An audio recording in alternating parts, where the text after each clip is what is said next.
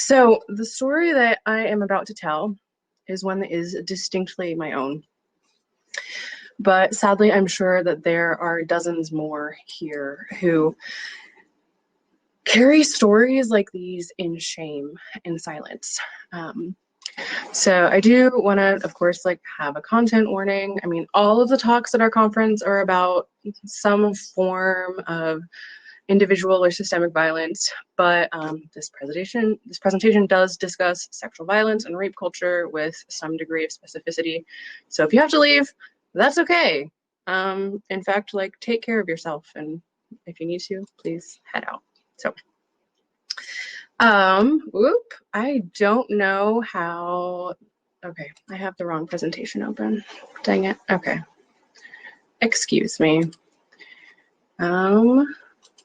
Now I have to. Boop boop.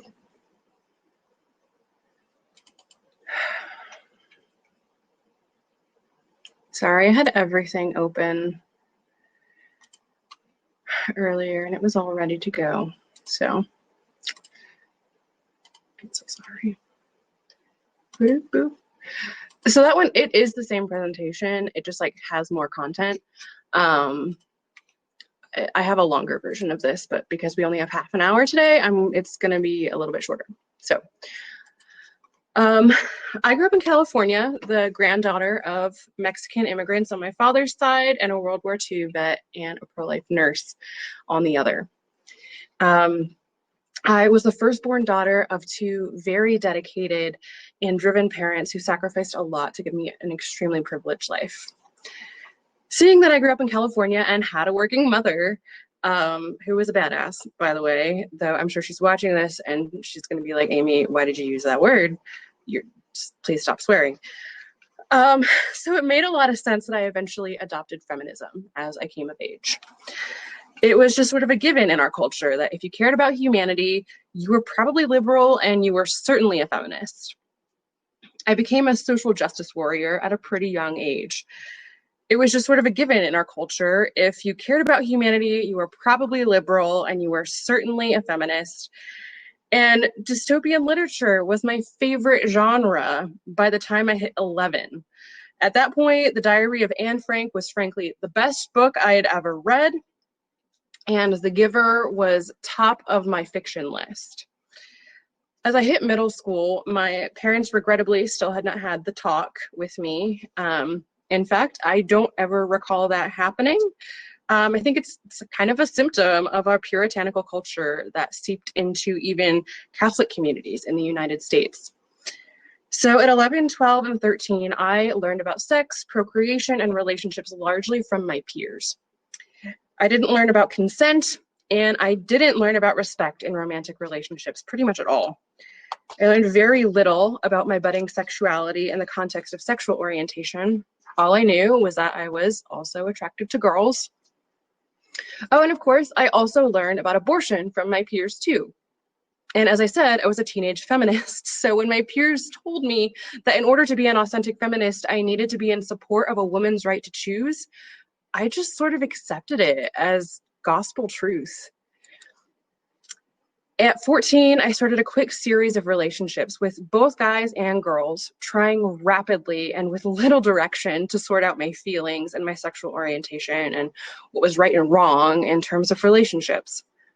I opted to leave behind the Catholic faith and morals that my parents had vaguely tried to teach me in my younger years, and I declared myself an atheist. I was that person that countless anti-abortion celebrities have railed against in the past. Liberal, atheist, queer, and feminist. So I suppose it came as a sort of surprise to my peers, and honestly, even to myself, when my position on a woman's right to choose withered away during the space of a few terrifyingly long days during my sophomore year of high school. I was gangly and pudgy at the same time. I had braces and the requisite teenage acne. I was a band geek going to multiple honor bands each year, but also a starting player on my JV basketball team. I didn't really feel like I fit in anywhere, but I did my best to make my round peg fit into all the square and triangle holes. I wanted belonging. I wanted to feel welcomed and loved and accepted. So when one of the guys in my circle of band geeks first started flirting with me, I practically fell over myself, tripping to try to make him love me. He would hold his love, affection, and commitment hostage. And the price? Sex. Still, I craved love and affirmation, so I was willing to risk my health and my reputation for his attention. I turned 16, and he turned 17, and that's how old I am in that photo there on that slide. I'm 16 years old. It was January, and we'd been sleeping together for several months in an on-again, off-again boyfriend-girlfriend relationship when I eventually told him that I was uncomfortable sleeping with him. He broke up with me. Yeah, hindsight is always 20/20, but even at 16, I think I knew that he was just using me for sex. I was hurt, but we stayed friends. Again, I craved love and affirmation, and heck, I will even acknowledge that in my own immature way, I loved him. He called me up on Valentine's Day, just a few weeks after breaking up with me. He was crying on the other end of the line, sobbing about how lonely he was, delivering dozens of flowers on Valentine's Day while single.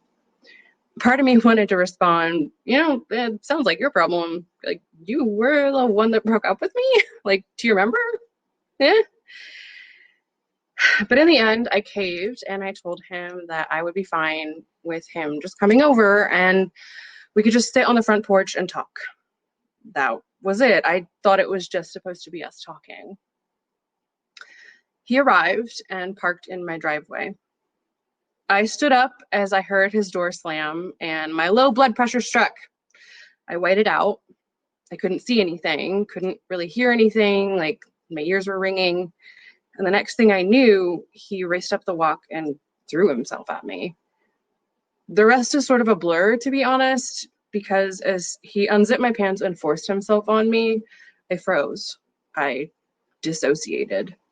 My brain couldn't comprehend the trauma of the rape, the violence of someone that I loved against my body, against myself. Most of what I remember is pushing against him, saying no, and crying in chunky sobs that felt like I had a bitter pill stuck in my throat. Thank God, eventually a car drove by on our quiet little road, and I think it scared him. The next thing I remember, he was gone. After that, he and I didn't talk anymore. Our friendship was over, as far as I was concerned. I tried telling a few of my friends about what had happened in an effort to warn them away from his flirtations. They didn't believe me. They sided with him, calling me a slut and a whore. I had one friend who stood by me, though I don't think she really ever believed me, to be honest.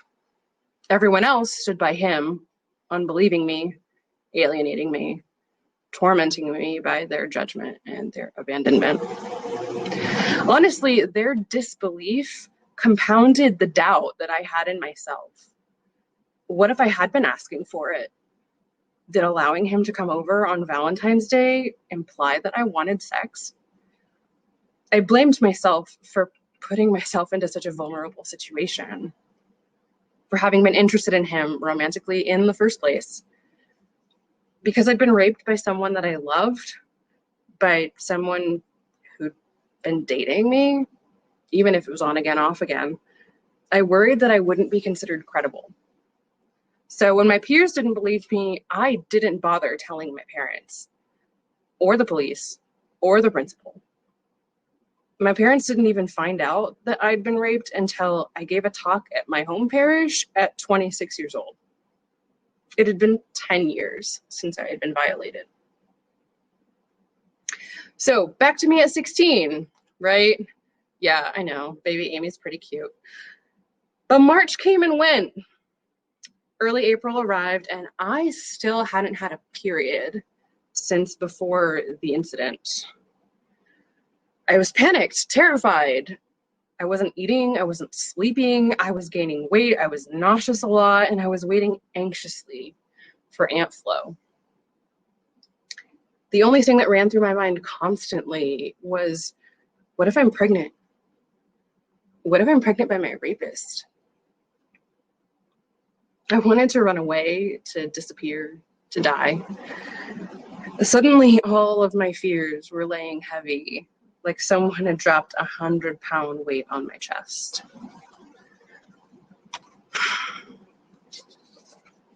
My mind was set on abortion. I was a straight-A student, 3.9 something GPA in a ton of AP courses, slated by some of my teachers to be on track for an Ivy League university. I was consumed by the idea that a baby would absolutely throw off all my hard work. It would trash my work, throw it down the drain. It would all be for naught. Abortion seemed like the only way forward. I didn't see any other choice, especially because I didn't want to be tied to my rapist for the rest of my life. I talked at length with my only remaining friend about what to do, and somehow it spread. Word eventually got back to the guy that I thought I was pregnant. So one day he came into my drafting classroom while I was in class, asking to talk with me. Despite the fact that I looked scared, my drafting teacher did not care. I went out into the hallway. What do you want? I spat the words like fire as we walked into the hallway. I was furious that he felt like he was somehow owed my time. He said, Aimee, you need to get an abortion. I'll drive you, I'll pay for it, but you need to get it taken care of. Honestly, I can't tell my mom about what happened. I think my jaw might have hit the floor in white-hot, angry awe. I scoffed, but he continued. Honestly, Aimee, I've been thinking, if you don't have an abortion, I might kill you, and then myself. I pointed down the hall away from the classroom and I told him, you need to go, leave, now. As I turned around to go back to my classroom, my world felt like it was spinning, turning upside down. Walking back to my desk, I had knots in my stomach of fury and fear. I suppose if I'd had the presence of mind, I would have gone to my teacher or texted one of my parents or gone to the principal or the police. He clearly didn't care about me. Not only had he disregarded my lack of consent when he raped me, now he was threatening my very life. And yet, something else clicked in that moment too. I knew that if I was indeed pregnant and he were to kill me, a preborn child would die too. I knew that I couldn't be like him, that I couldn't use violence to get what I wanted in life. I knew that what he was telling me was, you're an inconvenience to me, you're an inconvenience to my future. Therefore, I'm going to kill you. And what right did I have to perpetuate the same cycle of violence and oppression against a defenseless, innocent human being? Against my own child, for that matter. I sat quietly, solemnly, pondering what this revelation meant for my future. Honestly, it was because of the feminism I had already adopted years before that I realized I could not use oppression to seek my own liberation and success. I knew that I could not pass on the patriarchal oppression to an innocent child. In the moment when my own life was threatened, I adopted a philosophy of nonviolence. In the moment when my own life was threatened, I more than ever understood that I had to embrace my feminist principles. In the moment when my own life was threatened, after having suffered rape and sexual violence, I knew that I had to do something to stop all violence. I want to open up all of this, my story and discussions of sexual violence, to a larger conversation around how we end this culture of sexual violence and dehumanization with a bare bones discussion of consent. It should have seemed pretty obvious to y'all that the guy who raped me didn't ask consent, nor did he respect my no. I've experienced several other instances of sexual violence, including sexual assault, sexual harassment, and the psychological assault of being masturbated at in public. None of those men ever asked my consent. And each time when I froze up and started to cry and whispered, no, no, no, they did not respect my right to live free from violence. They never asked permission, and they used sex to get power over me. Rape as an act of violence is about power. But what defines rape? According to the Justice Department, rape is, quote, the penetration, no matter how slight, of the vagina or anus with any body part or object, or oral penetration by a sex organ of another person without the consent of the victim. That definition is from 2012, and it is considered a little controversial because in that, it's really hard to include rape of men by women, which is real, and it happens. But the key word there is consent. Consent is a bare minimum. Consent is the thing that makes the sexual act not an act of violence. And we need to teach our entire culture the necessity of consent. This practice begins young. How do we teach our children that their bodies are their own? Do we ask for hugs, high fives, kisses, other forms of affection? And when we ask for those sweet or loving touches, do we leave room for their right to say no? Or do we vocalize that it's okay to say no too? Do we tell our children that they can say no to Aunt Joan or Uncle Todd or Grandma or Grandpa when they ask for hugs? I'll often do this when I ask a kid for like a high five. I'd be like, hey, like, would you give me a high five? No, like if you don't want to, that's okay. Because we have to leave room for kids to understand that their bodies are their own, even with something as simple as a high five. I cannot reiterate this enough times. Do not force children to give hugs or any form of physical affection to others. Because what it does is it subtly, implicitly sends the message to the child that their body does not belong to them, that others have a right to it. When children know that their bodies are their own, when they are confident in their dignity as members of the human family, they will be more well situated to speak out against such violence and to be the best advocates for themselves. So start talking about consent in an age-appropriate manner from a young age. By the time most young adults hit college, they are likely more aware of the realities of sexual activity among their peers. But how do we create a culture on college campuses that affirms human dignity and rejects rape culture? It begins with affirmative consent. According to the organization End Rape on Campus, affirmative consent in a sexual context constitutes the following. Affirmative consent is a knowing, voluntary, and mutual decision among all participants to engage in sexual activity. Consent can be given by words or actions, as long as those words or actions create clear permission regarding willingness to engage in the sexual activity. Silence or lack of resistance in and of itself does not demonstrate consent. So this applies regardless of the circumstances of your partner, of how abled or disabled, their gender identity, their sexual orientation, their age. Like, number one, minors can't consent to sexual activity with adults. So like, let's just put that on the table. Like, we all know that, right?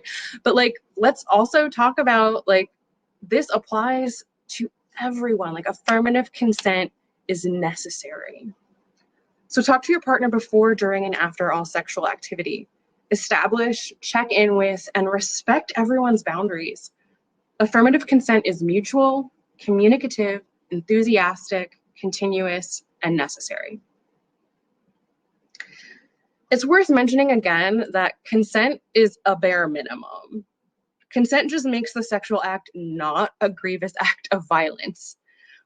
Many religious and ideological backgrounds have more guidelines and advice for what constitutes good, holy, or proper sex acts. But whatever your faith background, consent education is key and foundational to the proper respect for our shared inherent human dignity. Rape, assault, and harassment are acts of violence and are always contrary to this human dignity. So consent education is key, but what else do we need to acknowledge and address in our society in order to end rape culture? We need to end objectification, toxic masculinity, date rape, victim blaming, and the unbelief in survivors. We need to understand trauma responses, reporting and conviction rates, and the human-centered response to rape conceptions. We saw all of these things throughout my story. My rapist, a youth himself, didn't think to get consent, was comfortable with the violence of it all, and our peers sided with him, calling me a slut, while he was suddenly more desirable to all of the girls in our peer group. And then, of course, we also saw his violent response to the potential of a rape conception. And I'm going to be honest, sometimes I wonder if he even recognizes that what he did to me was rape. Heck, I didn't even come to terms with it fully until I graduated from college and seen several different therapists who helped me parse it out. This is because of several reasons. Number one, my trauma response made everything more complicated in my brain. And number two, I was raped by an intimate partner. The main thing that contributed to my own personal hell of disbelief was my trauma response. Most people know the terms from some past science class in reference to what an animal does in the face of danger, right? Fight, flight, or freeze. Unfortunately, due to past experiences, having survived sexual assault as a child, I had an ingrained response to it already at the age of 16. Despite having taken self-defense classes just the year before, where I flipped a 250-pound guy over my back. Because when my rapist began to force himself on me, I froze. I struggled to see through the whiteout of low blood pressure. I said no several times, but then my brain just sort of dissociated. My body didn't run. My body didn't fight for my life or push him off me with a sudden burst of strength. My brain and my body just froze. I blamed myself, even though I had very little control over what I did in that moment. I blamed myself 1,000 times and sat in self-loathing for just letting it happen.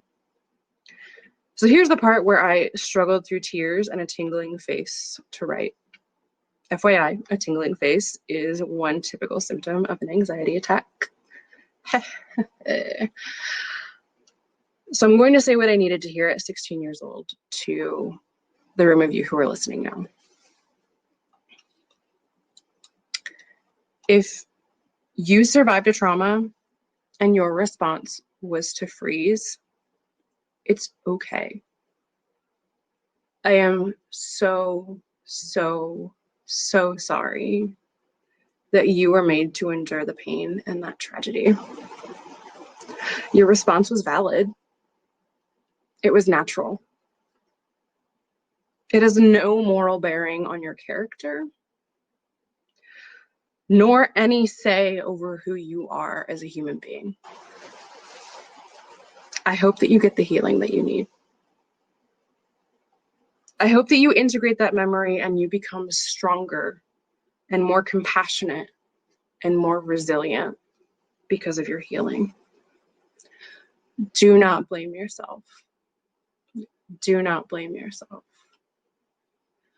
Do not blame yourself. But I blamed myself back then, not only because of my trauma response, but also because what happened to me was date rape. Even though we weren't dating at the time, we'd had a romantic relationship in the past, and I cared deeply about him. Even though I tried telling my peers about this cycle of intimate partner violence that he'd inflicted upon me, I must admit that when they doubted me and alienated me, that I began to doubt me too. According to Rain, the Rape, Abuse, and Incest National Network, a full 33% of sexual assault is committed by a current or former romantic partner of the victim. According to the National Sexual Violence Resource Center, a full 51% of female rape victims reported being raped by an intimate partner. But there is a prevalent idea in our society that legitimate rape looks like being kidnapped, tied up, gagged, penetrated, and then perhaps killed by a complete stranger. Heck, there are even some conservative leaders who were perpetuating and spreading the idea that husbands could never possibly rape their wives, since marriage vows constituted consent for all purposes for the rest of life into eternity. So I doubted myself from mere days after I was raped because of my peers' response. Because I then became so convinced that because I loved him, it couldn't have been rape, even though there was nothing remotely like consent on that horrific day. Heck, I even know a pro-life leader who once told me over a dinner table that it couldn't have possibly been rape because I didn't call the cops on him and didn't file a police report. As a survivor myself, probably the number one takeaway that I can give you from this is believe survivors. Looking back on it now, I can see how not being believed and being blamed for the violence, again, re-traumatized me and continues to re-traumatize me when people bring it up. Heck, not being believed about things now at age 31 and a whole 15 years after the incident still gives me trauma echoes and sends me back to that awful moment on my parents' front porch. So think about what sort of things you are saying to those who have survived violence that might indicate to them or to others that you blame them for the violence that they suffered, because they won't consider you trustworthy anymore. Think about what you do or you say that might indicate that you don't really believe survivors and their account of sexual violence. Before you talk to someone who survived sexual violence, stop and think. And please, for the love of all that is good, never ever tell a survivor of sexual violence that everything happens for a reason. So I hope you learned something valuable from my story today, and going forward, you'll better learn how to respond compassionately to those who, like me, who have faced down the trauma and the history of sexual violence. Thanks for attending, guys. We should probably send to the next session now.